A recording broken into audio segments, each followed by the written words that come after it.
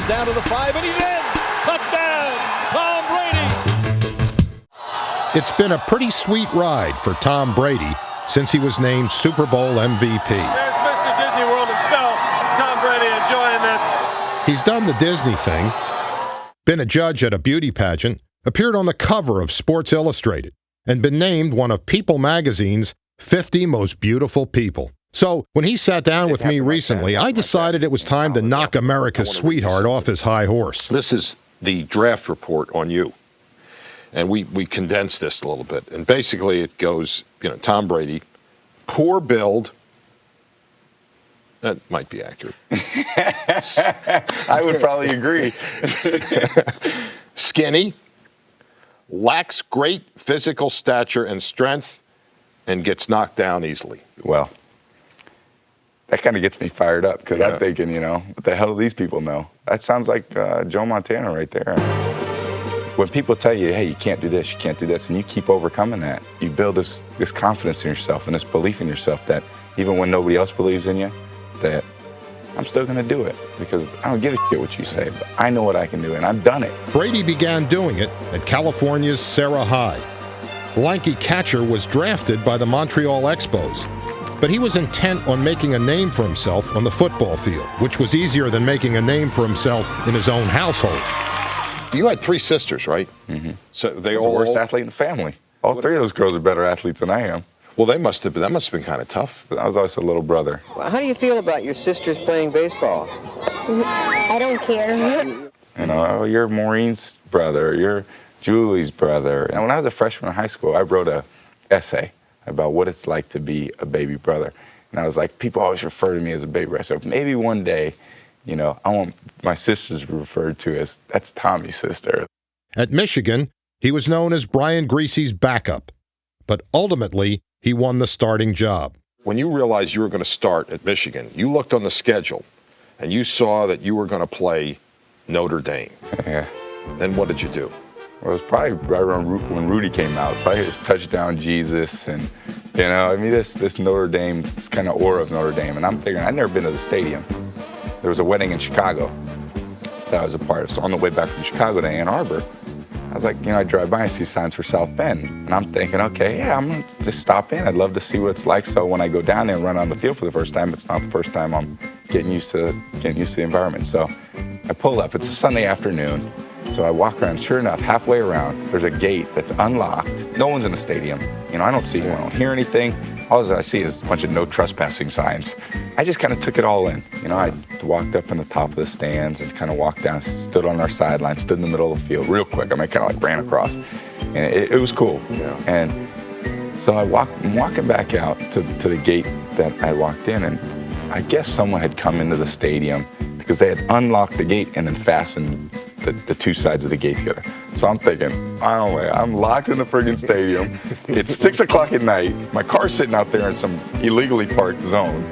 I'm thinking, I'm playing here in a month. I'm going to be on SportsCenter, breaking into the stadium. Brady eventually escaped from Notre Dame Stadium and somehow found his way into NFL stadiums. And when Drew Bledsoe went down with an injury last year, the 199th player taken in the 2000 draft became a starter. Talk to me about your favorites, because just talk to me about under.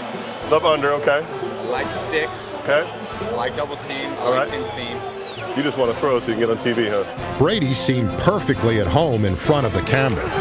And like any good TV star, he quickly won over his audience. And Foxborough loves Tom Brady. New England began the year 0-2, but Brady led the Patriots to an 11-5 record and an AFC East title.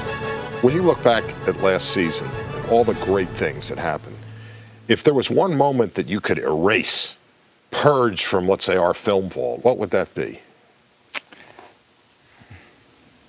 Okay, this is horrible. We played the Buffalo Bills at Buffalo. It was probably, for me, the worst game of the year. I missed more open receivers than I've ever missed in my life. I don't know if you've ever been up to Buffalo, but there's a crown on the field. So in the middle of the field, you're throwing downhill. All my throws were high. So I'm sitting there and I'm talking to a reporter. He goes, you missed a lot of throws today. I was like, yeah, I never played on a crown on the field like that. Just making an excuse the next week.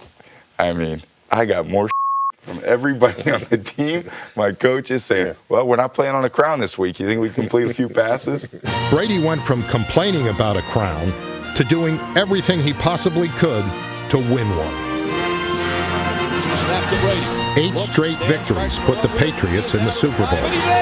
Touchdown, Tom Brady. One heroic drive cemented their place in history. When you took the field for the final drive, Tom, reconstruct that for me. Charlie came over, our offense coordinator, and he said, well, we're going to go for it. You know, we're going to go to win this. You're not going to play for the tie. Right. It's just as I'm running on the field, Charlie kind of grabs me. He says, hey, you know, if there's a bad play, we can run out the clock. You know, just, you know, be careful with the ball. So I took about 3 more steps, and Drew was right behind me. He goes, hey. And he goes, F that. He goes, go out there and sling it. So I run the huddle. You know, I started jumping around and said, all right, guys, let's go win this thing. All right, folks, button up your chin strap. Here we go.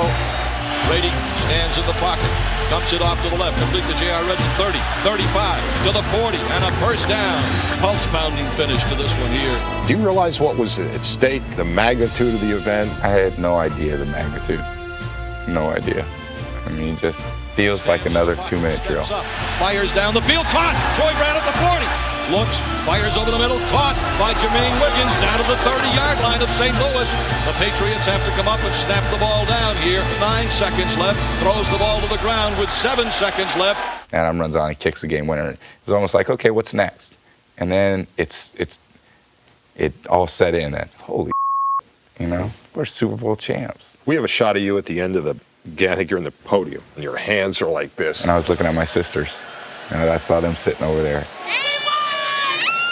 I kind of looked like, can you believe this? We are so proud of him. And this is just unbelievable. Who are some of the people that you've met since then? Just heroes of mine. I mean, John Elway and Steve Young and Muhammad Ali. When you talk to all these people, you really realize, now I know why this guy's done what he's done, you know? Why? I could see why. There's a competitiveness, there's a spirit about him. John Elway makes people feel like that. And he made his teammates feel like that, and his coaches, that everyone believed in him. And everyone was like, hey, man, if I'm on your side, we're going to win. When you're around people like that, you just kind of feel like, you know, man, I'm sitting next to the man, you know? I mean, this is... Well, that's the way I feel now. Do you? See, yeah, I'm sitting next to the man. Way to go, 12. You're the man, baby. You are the man. So I got a lot of years to catch up to those guys. He may be young, but already he's shown that, like his heroes, he possesses the strength to rebound from adversity, an unwavering confidence, We're going to get this one. I promise. I promise that. and an intense passion for the game. I'm a football player. Since I was 7, I was throwing the ball around, and that's what I wanted to be. I was at that game when Dwight Clark made the catch. Really? The reason why I think I'm successful is I think I love playing football. That's it. That's it. That's awesome. I think people see that. People say, hey, man, Tom's having a hell of a time. Let's just hop on his back and we'll go with it. And I'm gonna have a hell of a time too doing it. Are you afraid about peaking at this point? I mean, you think of Dan Marino, the second year, 48 touchdown passes, breaks all his records, goes to the Super Bowl, and then he never returns. Has that ever crossed your mind that, boy, I might never be back here again? It's never crossed my mind. I don't think that ever will cross my mind. I had an equipment manager in college. I mean, he had been at Michigan for 25 years or so. He's got so many Big Ten rings. I mean, he doesn't have enough fingers for all the rings he's got. And he says, you know what? I'll never forget. He says, you know what, Tom? You know what my favorite ring is? And I said, which one's that? He goes, the next one. And that's what I think, the next one. That's my favorite.